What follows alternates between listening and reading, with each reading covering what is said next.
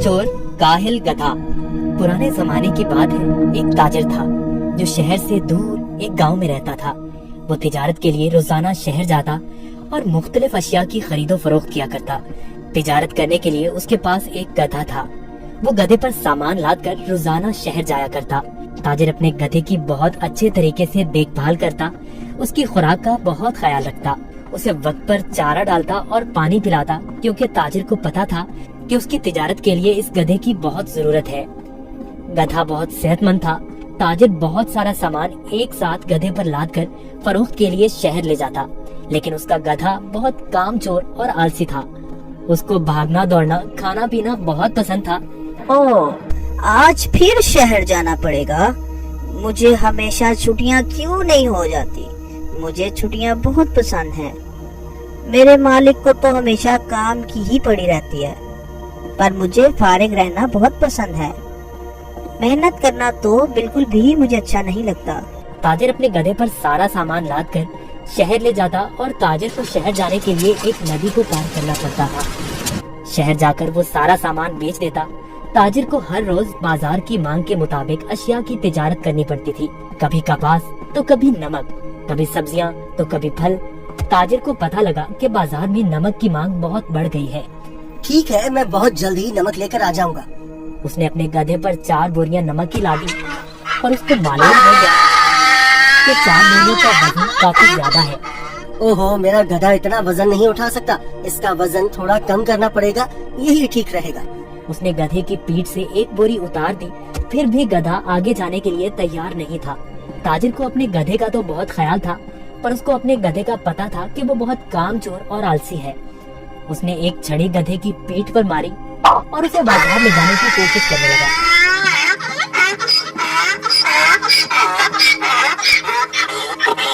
चलो, अब मुझे पता है तुम बहुत आलसी हो। तुम्हें शहर जाना बहुत जरूरी है, क्योंकि बाजार में इस वक्त नमक की बहुत मांग है।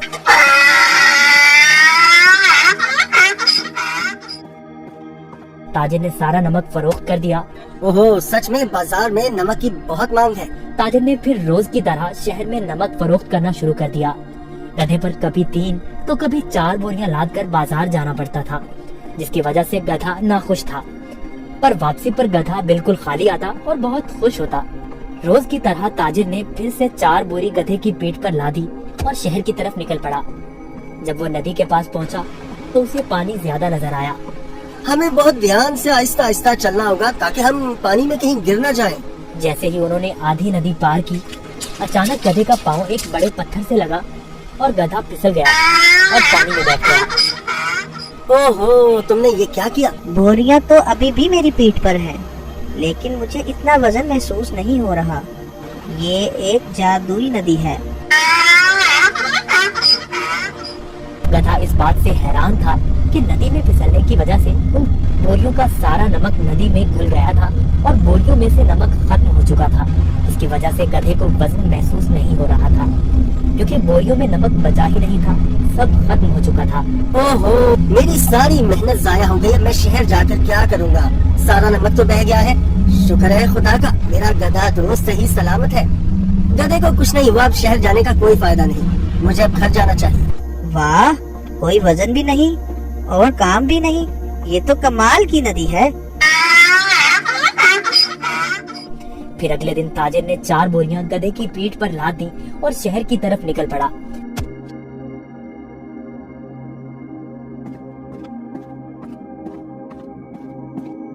आहा, कल का दिन कितना अच्छा था। कोई काम भी नहीं करना पड़ा था। आज मुझे फिर काम करना पड़ रहा है। ठीक है, आज फिर से मैं आलसीपन दिखाता हूँ और अपना वजन कम करता हूँ। फिर तो मैं नदी से ही घर वापस जा सकता हूँ, कल की तरह। वो एक जादुई नदी है जो मेरा वजन कम कर देती है। वो कल की तरह आज भी मेरी मदद करेगी। ताजिर उस दिन गधे की चालाकी से बिल्कुल बेखबर था। रोज की तरह ताजिर अपने गधे के साथ इस नदी के पास पहुंचा तो गधा ताजिर से पहले ही इस नदी की तरफ जाने लगा। ताजिर ने उसे रोका। रुको रुको। गधा फिर से नदी में फिसल गया जहाँ वो पहली बार फिसला था। ओहो, तुमने क्या किया? चाहे गधे, जल्दी से बाहर आओ। लेकिन बहुत देर हो चुकी थी। बोरियों का सारा नमक नदी में घुल गया। गधे को अब कोई वजन महसूस नहीं हो रहा था। वाह, ये हुई ना बात। कोई वजन भी नहीं और काम भी नहीं। ये दोबारा कैसे? जरा सोचता हूँ, ये जानबूझकर मेरे साथ कहीं चालाकी तो नहीं कर रहा। ओ काहिल गधे, मैंने तुम्हारा इतना ख्याल रखा और तुमने मेरे साथ क्या किया? इसे घर वापस ले जाता हूँ। मुझे पता है, अब देखो मैं तुम्हें कैसे सबक सिखाता हूँ। गधे ने सोचा, मैंने काम चोरी का ये अच्छा तरीका ढूंढा है, पर ताजिर का तो आज कुछ और ही जहन था। अगले रोज ताजिर ने गधे की पीठ पर 6 बोरियां रुई की लाद दी, लेकिन गधे को थोड़ा सा भी वजन महसूस न हुआ। ओहो, इतनी ज्यादा बोरियां? कोई मसला ही नहीं। शहर तक जाना किसने है? इस जादुई नदी तक तो जाना है बस। और वो शहर की तरफ जाने लगे। जब वो नदी के पास पहुँचे तो अचानक से गधा नदी पार करने लगा और उसी जगह पर फिसला जहाँ वो पहले फिसलता था। ताजिर बाहर खड़ा होकर ये सब मंजर देख रहा था। ओहो, ये मेरी पीठ पर इतना वजन कहाँ से आ गया?